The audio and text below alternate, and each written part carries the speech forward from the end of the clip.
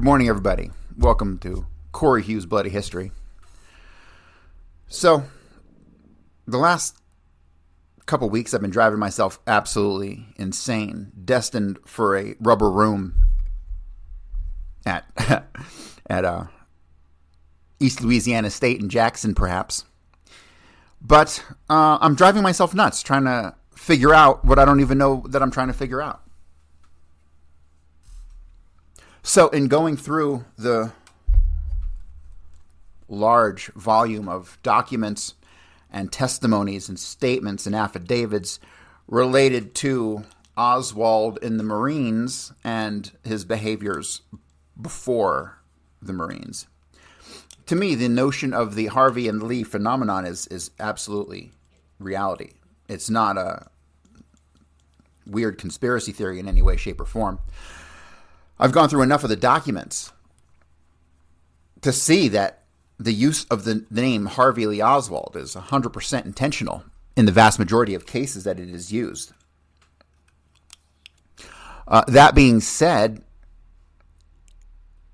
I'm sure I've covered some of this before, but I'll start off by going over a portion of these documents. I've only pulled maybe 20 or 30 of these, but you can rest assured there's hundreds of documents relating to Harvey Lee Oswald. Kind of crazy, I know. But the idea is, for people who do not understand this concept, the notion that the CIA or naval intelligence or whomever was not doing this kind of covert activity, to me, is absolutely insane. Of course they were. Of course they were. This is the day and age before technology as we know it today. They didn't have the use of computers or anything. If they needed to fake a photograph, they needed to fake everything. They needed to go back and fake everything. Documents, they needed to forge. They couldn't just go in and Photoshop them like we do today. So there's enough documentation of a Harvey Lee Oswald to know that everyone seemed to be aware. In the Marine Corps, Oswald was covered for so many times, whether it's shooting himself in the upper left elbow or the forearm or the leg, which we still don't know because now we have multiple reports of Oswald shooting himself all the fuck over the place. There's so many times that Oswald should have been discharged from the Marine Corps, but yet they didn't. Yet they did. He didn't get in any trouble either. The more I study the Martin Strand incident, the more I come to realize that Oswald was on guard duty a lot of the time. We can't say for sure if he was on guard duty the night that Strand was killed, but he was on guard duty a lot of the time, and he worked under Sergeant Joseph Gajewski for at least 12 months. By the time, let me see, that would be of March of 58.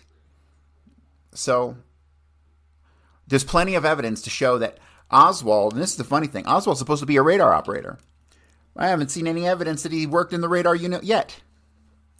Gajewski stated that Oswald had worked the boards, meaning the clear boards where they mark planes. He indicated he worked that, but I haven't seen a single person who said that Oswald worked at a radar station, because the Oswald who allegedly went to Biloxi and graduated June 18th or 19th, he went for basics and for how to repair aviation equipment. He didn't go for radar stuff. If he did, it was very basic stuff. So I'm still trying to figure out where the hell Oswald learned radar stuff, because the actual radar course at Biloxi is 30 weeks long. And nobody in Oswald's group, nobody took that course. People who were actual radar operators took the 30-week course after they took all that basic stuff that Oswald took. So I don't even know that I believe that Oswald was a radar operator. I'm sorry, I just haven't seen that evidence yet. Everything we're told about Oswald is a lie, right? Across the board. Like I said, I don't even have any evidence Oswald worked at the school book depository. So there's all kinds of contradiction in Oswald's upbringing and his history and his time in the Marine Corps that would indicate the person that we know as Oswald is not Oswald. That the story we've been sold is a legend. So, briefly, let me cover some of the more important Harvey Lee Oswald stuff, and then we'll move on to more of my observations and rampant speculation. Because that's where we're in right now. We're in the land of rampant speculation because we don't have a lot of facts, especially when you're going back over 100 years.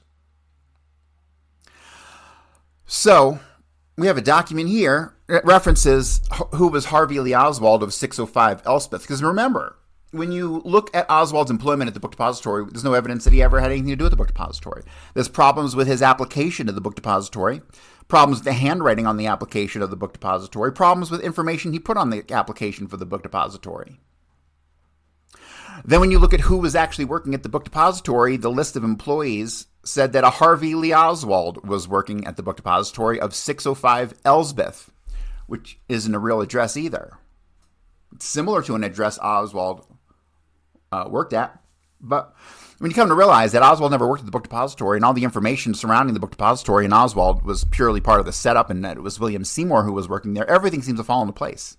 When you come to realize that every single thing that you think Oswald did, he never did, was part of a big legend that they created to frame Oswald, everything starts to make a whole lot more sense. So we have numerous documents here referencing Harvey Lee Oswald at 605 Elspeth.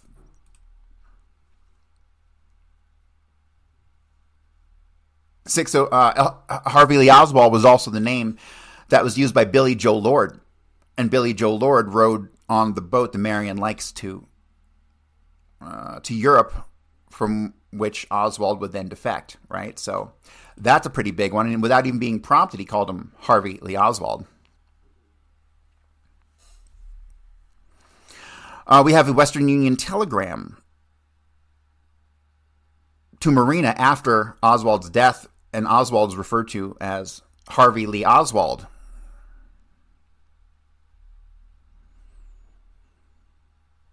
It appears that there were people who this Oswald knew, who he introduced himself to as Harvey Lee Oswald. Let me read this. This is from an interview. It says, well, they apparently have someone in the agency or in the bureau feeding them information because this involves some deaths of people in the Bulgarian desk and the Hungarian desk, and maybe it was the Yugoslav desk. I've forgotten, but there were 3 of them involved. But in sitting down and working with them over a period of several months, I learned that all of their contacts are with the Bureau. Now, the first day that Rothermel and I went out to have lunch, he said, I'll tell you something confidentially. If you ever repeat me, I'll say I didn't say it. He said, I don't know what Lee Harvey. They call him Harvey Lee Oswald. And this is an interesting point. If you just someday get the time to make note of everyone who calls him Harvey Lee instead of Lee Harvey. But he says, I don't know whether he was CIA or FBI, but I know for a fact Jack Ruby was on the FBI payroll. Now, Rothermel would know because he is in daily contact with every FBI agent in Dallas. So we have people who specifically are acknowledging, calling Oswald, difference between Lee Harvey Oswald and Harvey Lee Oswald. All right, you have Office of Naval Intelligence document from Alusna Canberra 2, and it's got a code here. And it's referencing Harvey Lee Oswald, and it's underlined. This is an Office of Naval Intelligence document. We then have another FBI document dated 11/29/63, travel of Harvey Lee Oswald. And the funny thing about these Harvey Lee Oswald mentions is that it'll mention Harvey Lee Oswald, but then it'll say Lee Harvey Oswald in the damn same paragraph. Like here, travel of Harvey Lee Oswald. Interviews with ticket agents, Southern Greyhound bus lines. New Orleans failed to identify any of these ticket agents issuing a ticket to Lee Harvey Oswald for transportation. So why would the heading be Harvey Lee Oswald, but then the subject matter is reference to Lee Harvey Oswald? Then the same document, next paragraph, says Brian Ampolt contacted New Orleans office and advised he had information concerning Harvey Lee Oswald. See, so people are intentionally referencing Harvey Lee Oswald when Lee Harvey Oswald is mentioned in a similar paragraph. I already mentioned the Billy Joe Lord stuff. He called him Harvey. I have DCI, which is Covert Intelligence. Here, memorandum for the record, April 5th, 1972, a long time after the assassination when everybody knows the name Lee Harvey Oswald. titled Harvey Lee Oswald. Today, the DCI staff advised that the director had relayed via the DDP the injunction that the agency was not under any circumstances to make inquiries or ask questions of any source or defector about Oswald. So a memo went out saying, don't question anyone about Oswald.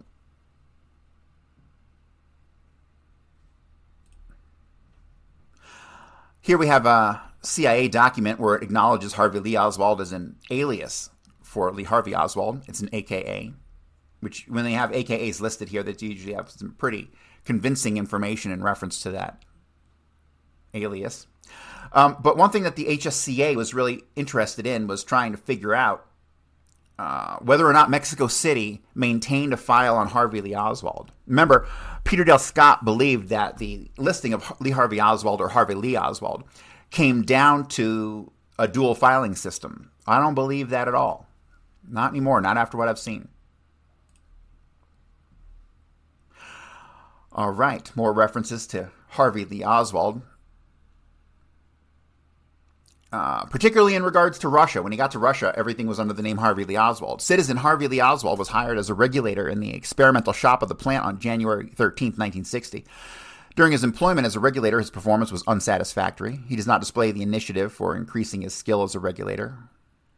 And see, then it jumps back to his regular name. Citizen Lee Harvey Oswald reacts in an oversensitive manner to remarks from his foreman and is careless in his work. So in the same paragraph from the Russians, nonetheless, it hops back and forth between Harvey Lee Oswald and Lee Harvey Oswald. One thing I want to point out about the shop is he went to a radio factory in Minsk, right? What does it indicate that he went to school for? Aviation electronics, repairing radios and whatnot. Not radar operation, but instead, radio repair and whatnot. So we have the Russians calling him Harvey Lee Oswald. Then, let me see here. I've got one from Dallas Police, Mr. Day, who was from the Identification Bureau. He's talking to David Bellin at the Warren Commission, and he refers to Lee Harvey Oswald as Harvey Lee Oswald.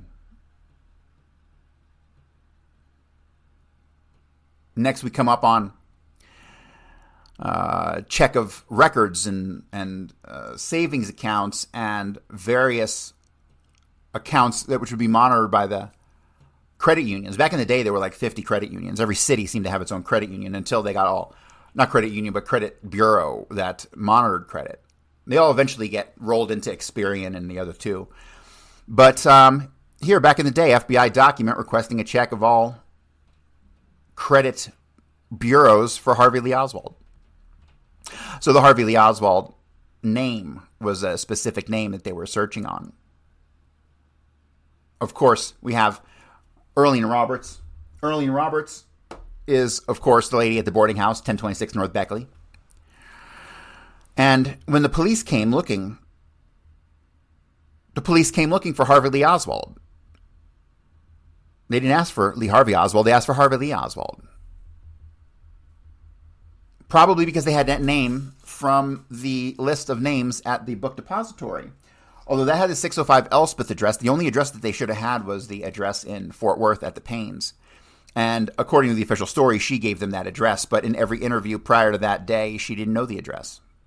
So I can't figure out Ruth Payne. She's obviously a handler, but very low level, it seems. Another FBI document. A box containing memoranda, worksheets, reports, copies of incoming letters, and negatives of finger and palm prints in connection with the captioned case is entitled Harvey Lee Oswald, a.k.a. ISR Cuba. View file 105-82555 is being filed in a bulky bin in the records division.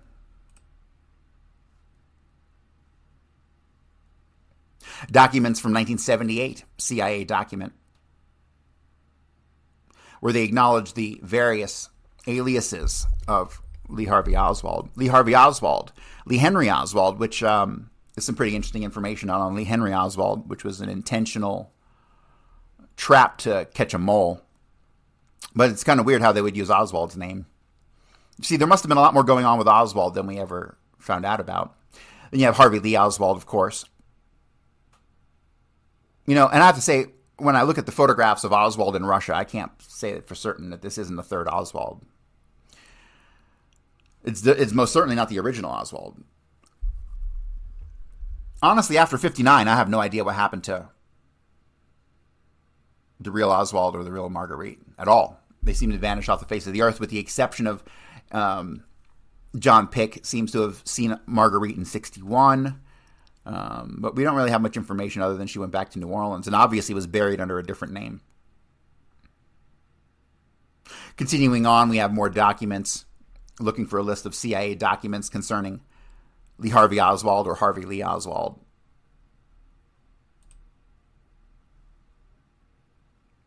One thing I thought was rather interesting was when Clay Shaw was arrested and he's asked about Oswald, he made the statement as to he didn't have anything to do with Harvey Lee Oswald. And then when he's questioned about that later, he said, "Do you recall having called Lee Harvey Oswald Harvey Lee Oswald?" And he goes, "Yes, I think I did make that mistake." "Was there any particular reason why you put the name Harvey first?" He goes, "No, it was purely a mistake." "Mr. Shaw, do you know any of the persons who testified from Clinton, Louisiana?" "No, I've never met any of them." So here even Clay Shaw is referred to Oswald as Harvey Lee Oswald. See, in my opinion, post 59, we don't have any traces of the original Oswald at all. And of course, we have Harvey Lee Oswald listed in a list of aliases.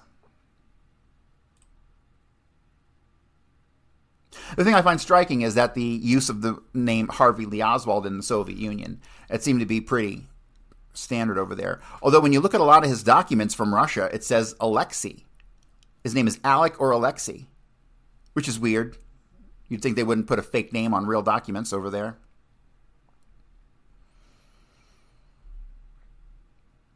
So the document, I've read this before from Thomas B. Kasasin. It was a statement about Mr. Lee Harvey Oswald, and there's an addendum to it.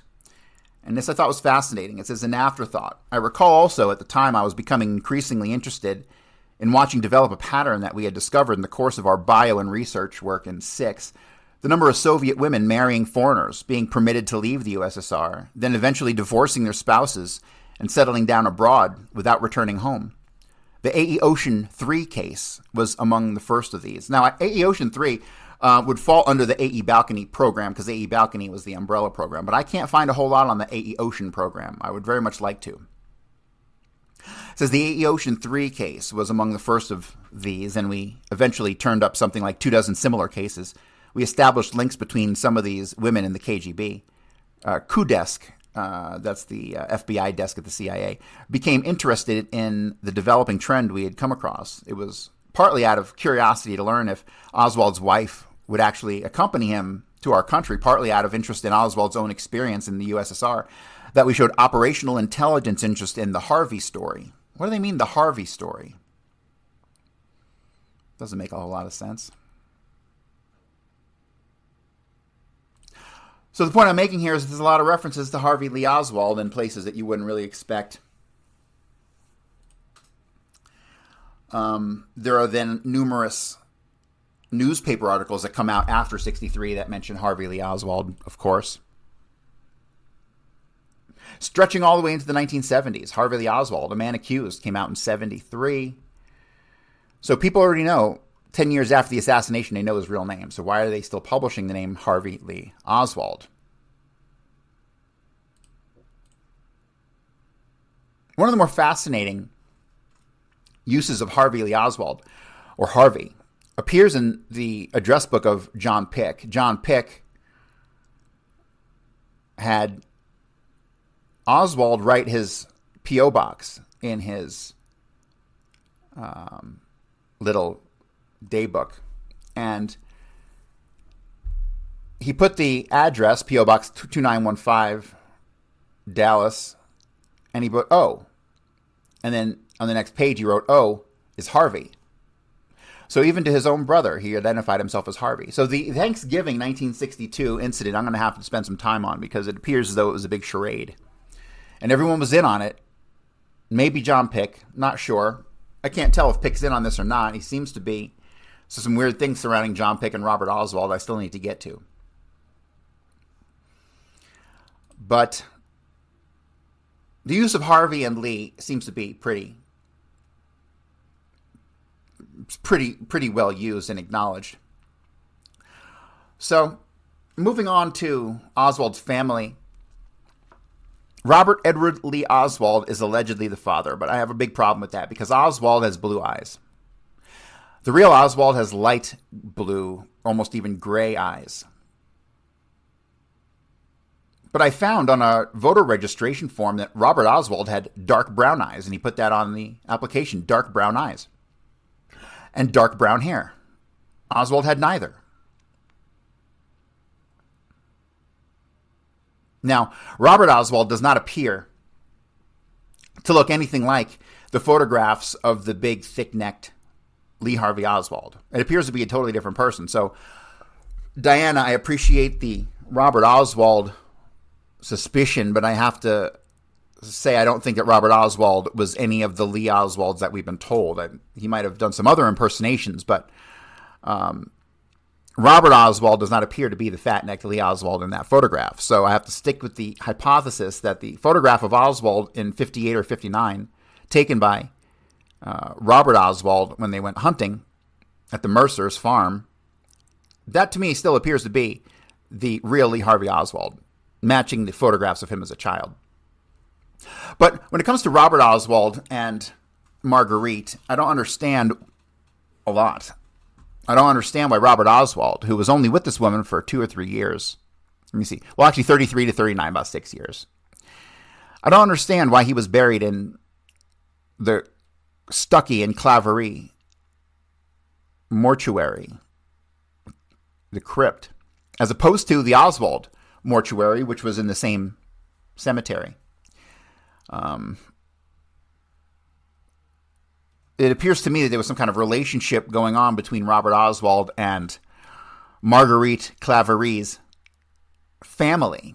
I wouldn't even be surprised if Robert Oswald Sr. was introduced to Marguerite by someone of her family, which is the reason perhaps why he was buried in the Stuckey and Claverie tomb as opposed to the Oswald tomb, if tomb is the right word. But yes, Robert Oswald has brown eyes. Dark brown eyes, and Oswald has light blue eyes. I think the odds of Oswald being the father of Lee Harvey Oswald, I think, is pretty slim. I guess you could say there's a resemblance between Robert Oswald Jr. and Lee Oswald, sort of. Tall, skinny, what have I said before? Same height, same weight, same hair color. Just enough to be able to fill in for someone, description-wise, right? But, yeah, so what I'm really been digging into lately is the family backgrounds of Robert Oswald and Marguerite Claverie. And there's all kinds of weird anomalies here. One thing I noticed, and I think it was just a thing of the times, was that on Marguerite's side, when you look at her father, who was John Marshall Claverie, he ended up marrying 2 of the Stuckeys, sisters, right? But this was also done by Oswald's brother, William.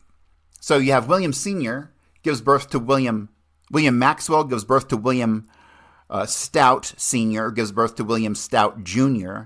But William Stout Sr. had also married 2 women who were sisters, just like John Marshall Claverie. I think it was just a thing that you did back then. So I think some of the confusion that I have in going over the family history is that I start seeing these names doubled up from sisters who married into a family, right? From someone marrying 2 sisters. In none of those cases do I see children produced of the second marriage. Therefore, it appears to me to be some later in life thing. But Marguerite Oswald, who was born Marguerite Frances Claverie, and I keep finding contradictions in the name, in the spelling. Sometimes it's Frances, and sometimes it's Francis.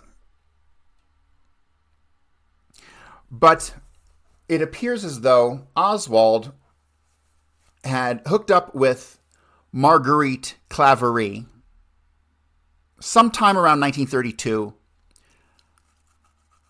In 1932, she had been with Edward John Pick, and by the time he left, she was pregnant with John Pick Sr. And so she has John Pick, But remember, she was fooling around, as per Clem Cert, with the guy named V.L. Knobloch. Knaubloch, I believe. So we don't really know if John Pick is Ed Pick's kid at all. And one of the weirder things is when you get into Oswald in New York, the references that Marguerite makes on some of these applications is to John Oswald. And remember, she told John Pick that his father was dead his whole life. He didn't know his father was alive until Edward Pick testified at the Warren Commission, which is crazy. Maybe she was implying that Robert Oswald was John Pick's real father. And that's why she called him John Oswald from time to time. Maybe that's why, from time to time, Lee Harvey Oswald referred to his brother as John Oswald, which sent me down a rabbit hole of looking for John Oswalds, of which, of course, there is a John G. Oswald who happened to live at the time that Robert Oswald was working at Convair, the CIA contractor, airplane manufacturer. There was another guy named John G. Oswald working there. And then when Robert Oswald Jr. was working at the Acme Brick Company, there was a Franklin D. Oswald working there.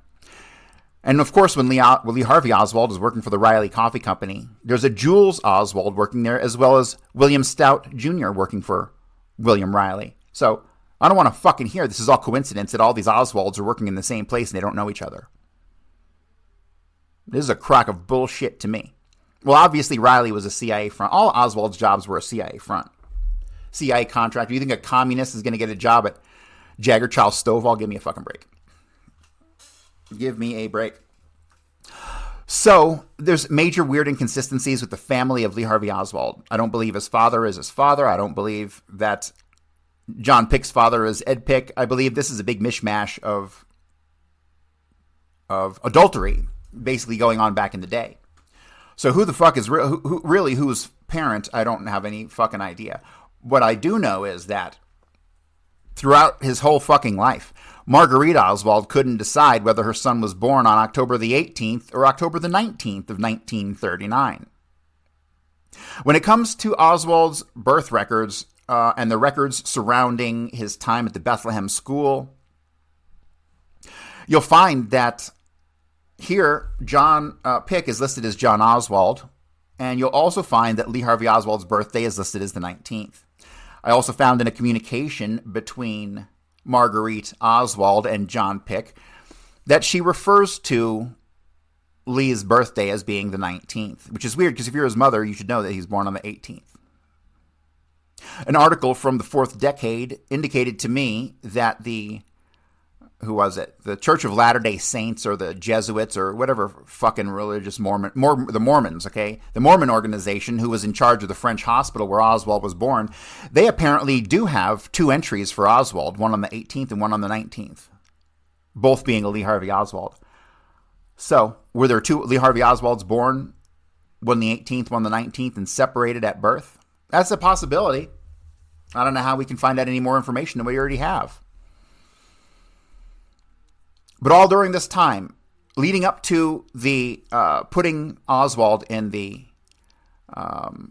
boys' home with Pick and the Bethlehem home with Pick and Robert Oswald.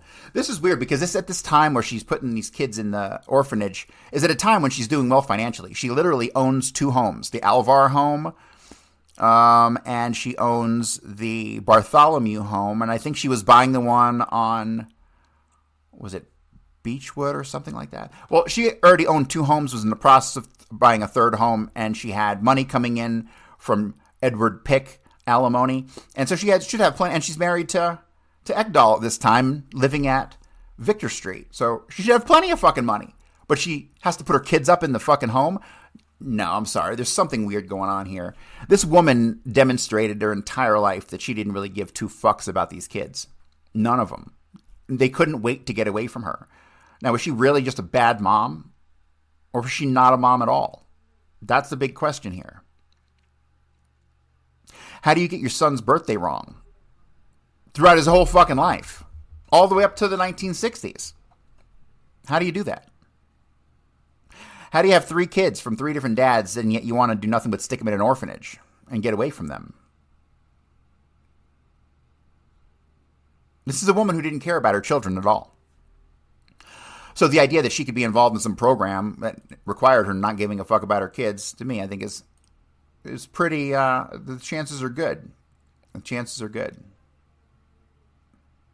One thing I find strange is that after Oswald is born, really, none of the kids had any contact with anybody on Oswald's side of the family or on the Claverie side of the family, with the exception of Lillian Moret, who was the sister.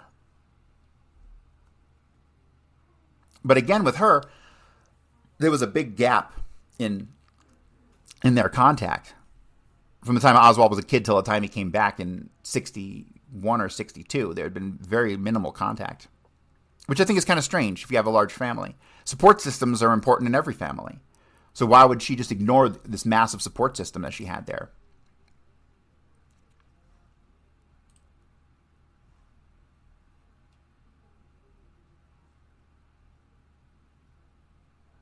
So one thing that Hazel Oswald had said when I was going over some of the documents regarding her, and this must have been a slip of the tongue. I hope it was a slip of the tongue because I don't need this rabbit hole to go down. So Robert Edward Lee Oswald's father is William Maxwell Oswald, and he gave birth to a son, William Stout Oswald. And then William Stout Oswald had two additional William Stouts, William Stout Jr., and then William Stout Jr. had William Stout III. So, one thing that Hazel Oswald had said just kind of tripped me up was she was discussing the family background. And when she's listing off the patriarch, who should be William Maxwell Oswald, who had 4 sons and then 3 daughters, she doesn't say Maxwell Oswald, William Maxwell. She says William Stout Oswald.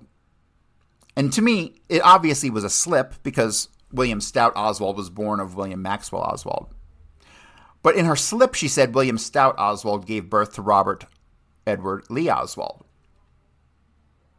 And if you look at the dates, could William Stout Oswald Sr. be the father of Robert Oswald? Yeah, he'd be like 16 years old. He would have knocked somebody up at the age of 16. Does that explain anything? No, it doesn't. It does not. So I have to write that off as just a slip. Although, how many times have we seen slips that were just slips? Almost never. This is seemingly just a slip. But in the conversation with Hazel Oswald, she tells the FBI and she tells John Fain and she tells a couple other people that Lee Harvey Oswald did contact her and tried to get a hold of Harvey Oswald, who Harvey Oswald is allegedly the brother of Robert Oswald Sr. Why he tried to get a hold of Harvey Oswald, nobody knows. Harvey Oswald's dead, and she had to inform him that. But one thing that Hazel Oswald does is that she kept referring to Lee Oswald, who called, as Harvey Lee Oswald. She said he stated that although Harvey Lee Oswald is said to be his second cousin, he had never met him, nor had he known that Harvey was also employed by the William B. Riley Coffee Company. That's a statement from William Stout Oswald Jr. Or perhaps the third, it doesn't indicate here. So, why the person who was not a member of the family is constantly referred to as Harvey Lee Oswald by the family is very interesting. So one of the more interesting aspects of all this background family stuff is the relationship between Robert Oswald Sr. and Margaret Emma Keating. Now, Margaret Emma Keating, she's a whole nother rabbit hole. Whether she is the imposter Marguerite or not is a whole nother story. I don't think so. I think there's another woman involved. I think there's someone else involved. Because I can't seem to get over the fact that Margaret Emma Keating,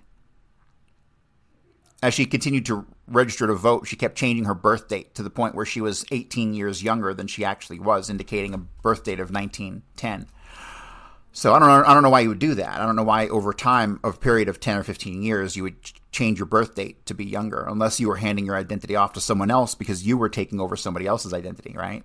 Because the Margaret Emma Keating we know of died in 1970 something, right? Which would have made her 80 years old. Marguerite Oswald that we know of when she died was basically shunned by her family. Nobody talked to her, nobody on either side, not her sister, nobody. They all pretty much ignored the fact that she died because she wasn't one of them. She was the imposter, right? God, figuring out what happened to the original was probably not even on the table anymore. But one of the things that caught my attention just this past week in dealing with Mrs. Keating is that in John Armstrong's file on Mrs. Keating, which is also she's sometimes referred to as Margaret Oswald because that's how she was found in the New Orleans Directory in 1955 and 1956 after not having been married to Oswald for 23 years. Kind of weird, huh?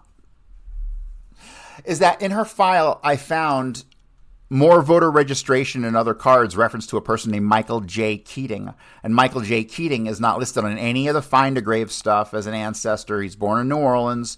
Addresses match the Keating residence. So he's obviously in the mix somehow, but he's not listed anywhere.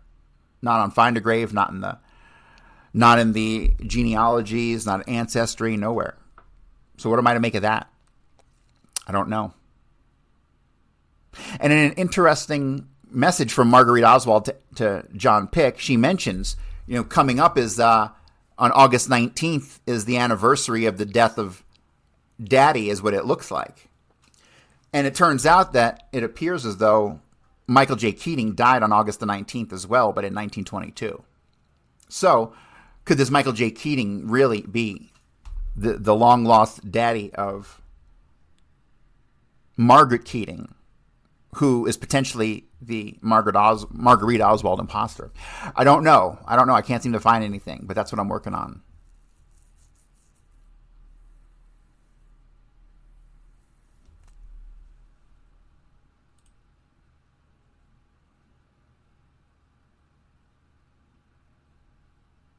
So let me read this statement here from the FBI. It's Hazel Oswald. It says another first cousin of Lee Harvey Oswald is a Lowell Oswald, 132 Elmire Street, Metairie, Louisiana, who on interview could provide no further information than William Oswald Jr.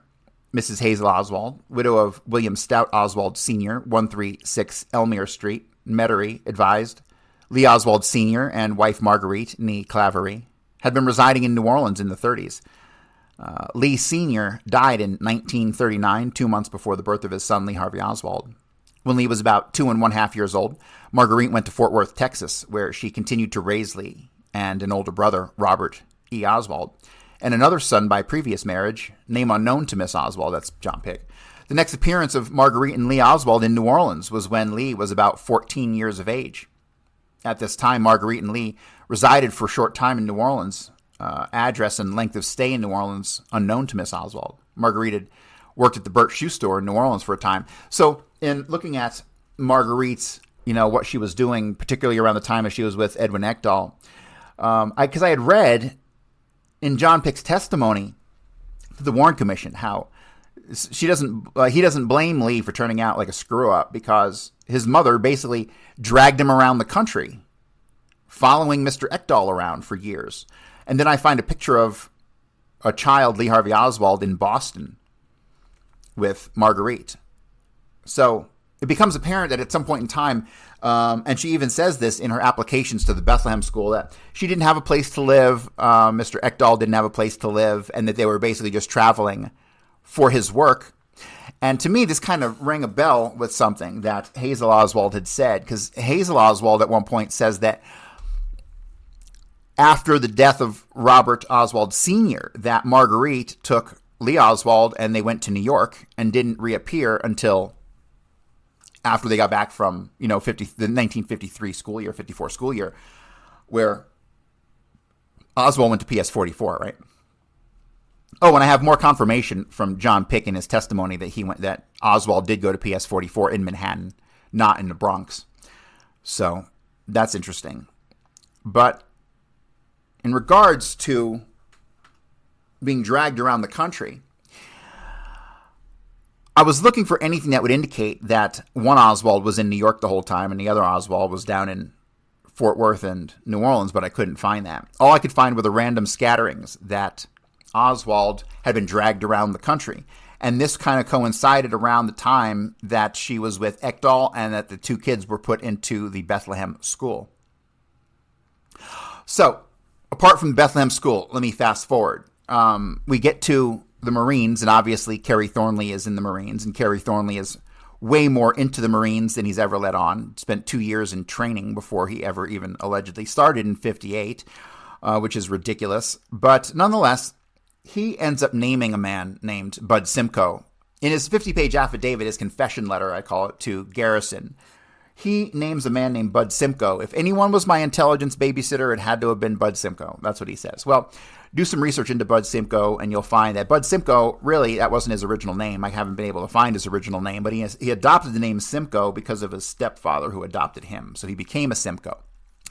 Also, Bud is short for, I guess, Buddy, which when you finally do find what his name ended up as when he died, his name ended up being Roland Allen, Allen, Buddy, in quotes, Simcoe. Roland Allen Buddy Simcoe. And it's funny because this man allegedly was a musician and an author, but I can't seem to find a single song or a published book by him. I found some writings by Bud Simcoe and some photocopies of a book allegedly put out by Simcoe. But to me, the basic MO of Simcoe's life appears that he was intelligence from the jump, from the time he got into the Marine Corps. And so what you have is Kerry Thornley is in the Marines. He's immediately paired with Bud Simcoe. Bud Simcoe keeps track of him. They become really good friends. Bud Simcoe's sent to a lot of the same places that Kerry Thornley is. Then after Thornley gets out of the Marines, Bud Simcoe is one of the only people who actually stays in contact with Thornley, right? And he stays in contact with him heavily. Even lives in New Orleans when he lives there at a time, and lives in California when Thornley lives in California, right? So Bud Simcoe is definitely a somebody. Well, when you get into Bud Simcoe, you'll find that he did try to write a book that basically tries to shield himself from any blame or accusations that he was an intelligence babysitter. He knows of Thornley's testimony at the Warren Commission trial of Clay Shaw, and it appears that he wrote this book in an attempt to stay ahead of that. But anyway, Bud Simcoe, Roland Allen Buddy Simcoe, if you Google that name, you will find his book that comes up and talks about Kerry Thornley. And the funny thing is, Kerry Thornley wrote a book called The Idle Warriors, right? So it seems as though, well, there's not a lot of information about these people from inside the Marines, and it seems like a lot of the documents and statements about Lee Harvey Oswald have been suppressed. There seems to be a ton of information written by Kerry Thornley and Bud Simcoe, obviously through the lens of intelligence handlers, who these guys obviously were in the earliest of days. So I want to read this page from Bud Simcoe's book. This is called Tripping Down Memory Lane by B. Allen Simcoe. It says, in the later years, I discovered that Oswald had enlisted 6 weeks earlier, in October of 1956. We went through the same training series at the same bases. He was a month ahead of me in the training schedule, and I didn't meet him until over 2 years after our enlistment, when we were both at the same airbase in California. First, there was boot camp, 15 weeks at the Marine Corps Recruit Depot in San Diego, California, followed by advanced combat training at Camp Pendleton, and then classes in fundamental electronics and aviation-related courses at the Naval Air Station in Jacksonville, Florida. And last, there was 6 weeks of intensive training in radar operations at Keesler Air Force Base in Biloxi, Mississippi. See, I doubt that this is intensive radar training, not when you look at the courses that Oswald actually took. It says these were the same duty stations and schools as Oswald's, except he was always over a month ahead of me in training. We both were assigned MOS, Military Occupation Specialty, job titles of 6741, or Aviation Electronics Radar Operator. The duties of radar operator were not complicated, but the job was classified as critical because we worked with classified equipment and operational codes. Accordingly, we were given confidential security clearances. We monitored radar scopes, updating plotting boards, communicated with the Ground Radar Control Approach Squadron, and with air traffic when logging them out or passing off ground control to ground control approach for landing instructions. Our primary mission involved the direction of fighter aircraft to targets as directed by the radar control officers, MOS 6709. Much of our time was spent in mock air combat training exercises, both in real time and with electronic simulation devices.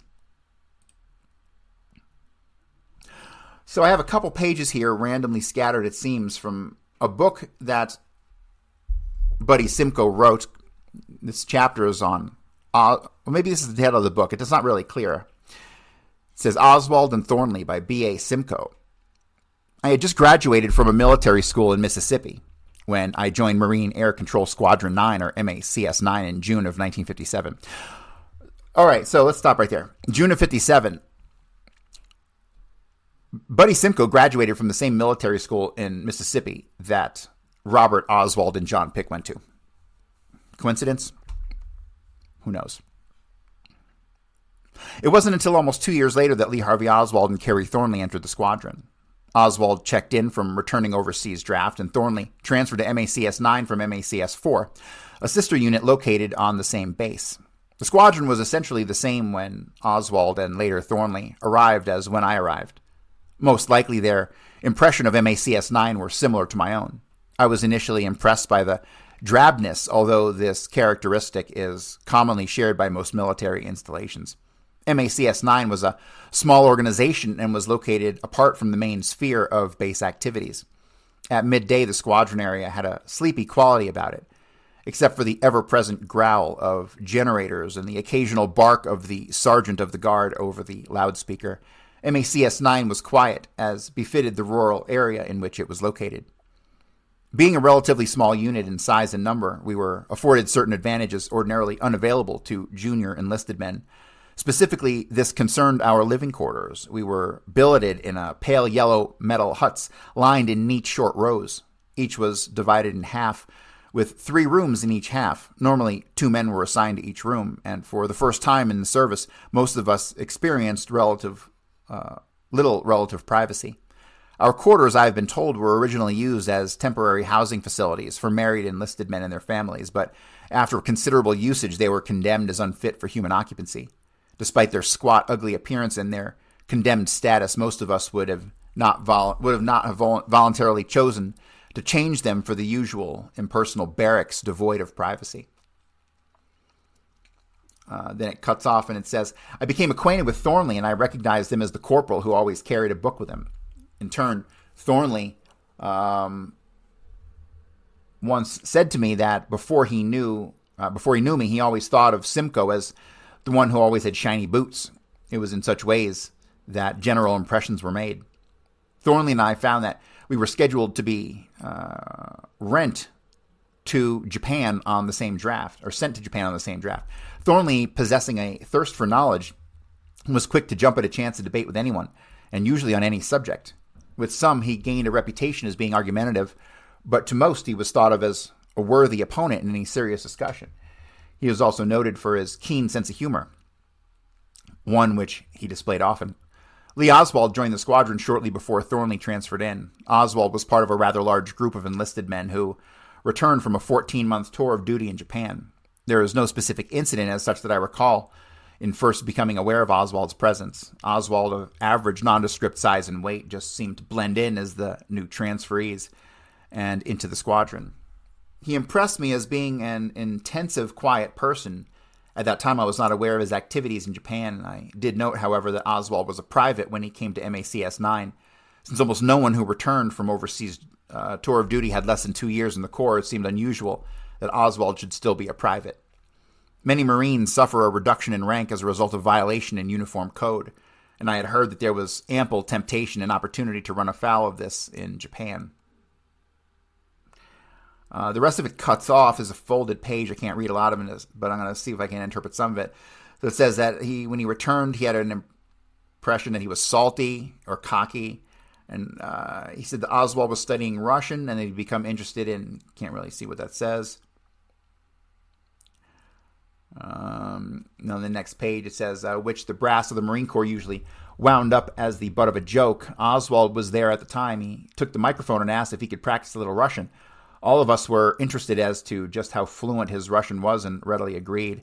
For a few moments, Lee spoke in a very emphatic manner, articulating as he talked in a way that one might assume when speaking to a large crowd. Of course, none of us knew how proficient Oswald was, but he enunciated carefully and sounded as if he knew what he was talking about. Although I remember him uttering phrases in Russian at other times, I never again heard him speak to the extent that he did on this day. I was impressed. Most of what was said and done by junior enlisted men was taken lightly by officers and sergeants. Each unit had almost every character type, but humor was a feature that all of us shared. We joked with ourselves about ourselves, and often the most serious and solemn functions took on a comedic aspect. Since we were part of a military regimented society, we referred to ourselves as the backbone of the Corps and positioned ourselves somewhere in the vicinity of the last vertebrae. Therefore, no one thought any less of Oswald when he would utter a "good morning, comrade" in ranks during muster. Often Oswald and other Marines would speak to each other in English with thick Russian accents, and referring to such things as our leaders were due to a collectivist labor meeting, or referring to our formations as part of party functions, since Oswald was known to have an interest in Russian language and Marxism. One would automatically joke about the communist implication, but this was done with a tongue-in-cheek attitude. Even though Oswald was seriously engaged in the study of the Russian language and the philosophy of Marxism, I did not consider him to be a subversive, a communist, or even a communist sympathizer. And at all times, I do not think that Thornley thought of him in this manner either. Oswald appeared to be very well versed on foreign affairs and often spoke of the world situation. I didn't question his motives or preoccupation with the Soviet Union, which was probably a diversion since most of it had our special interests, which we would verbally explore in bull sessions. Yet few Marines spent their off-duty hours in such an intellectual pursuit as Oswald's apparently did. I was not surprised when I learned that Oswald subscribed to a Russian newspaper. This information was related by a fellow Marine who said that a lieutenant had discovered a Russian newspaper that was addressed to Oswald, and the lieutenant was reportedly quite upset and wanted to know why Oswald would be reading, and that's where it cuts off. The next page of this book is also folded over. I can't really read it, but it has a picture of Oswald and a picture of Thornley. So, pretty interesting stuff here. I'm not going to get into any other speculation before we get out of here today, but the things I'm looking into right now, I'm going to be going over Robert Oswald and John Pick and see if I can't glean from their testimony what exactly was happening with them, because they seem at times to refer to themselves and even Marguerite as Marguerite and not their mother, right? So it seems like nobody here is who they seem to be. No one's who they say they are. And I'd very much like to know who the fuck these people actually are. So that's what I'm going to be working on. And I know today was more of a rambling than anything else, but I have a lot to ramble about lately. So well, that's going to do it for today, guys. I will be back tomorrow, and I appreciate your tuning in. See you, everybody.